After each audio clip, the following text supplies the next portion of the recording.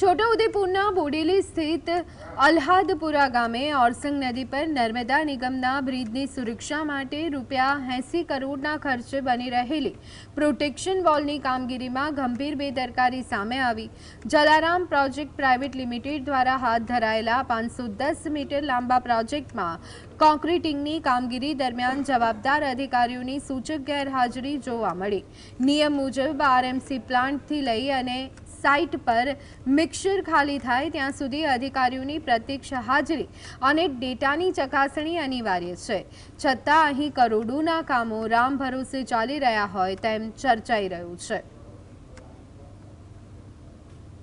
બોડેલી ઓરસંગ નદીમાં જે નર્મદા નિગમનો પુલ છે તે ધોવાઈ જતો હતો, જેને લઈને એક્વાડેક બનાવવામાં આવી રહ્યો છે। કરોડો રૂપિયાના ખર્ચે કામ ચાલી રહ્યું છે, પરંતુ અધિકારીઓ જે હોવા જોઈએ તે અહીંયા છે નહીં। કોન્ક્રીટનું કામ ચાલે છે ત્યારે ફરજિયાત અધિકારીઓ હાજર રહેવાનું હોય છે।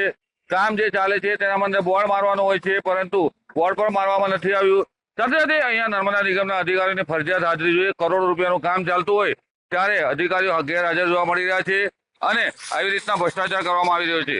ત્યારે અહીંયા સવાલ ઉઠી રહ્યા છે કે આટલું કરોડ રૂપિયાના કામમાં નર્મદા નિગમના અધિકારીઓ કેમ દેખરેખ રાખતા નથી। અગાઉ આ એક્વાડેક તૂટી ગયો હતો અને કરોડ રૂપિયાનો ભ્રષ્ટાચાર બહાર આવ્યો હતો। રફીક ધણીવાલા, GSTV।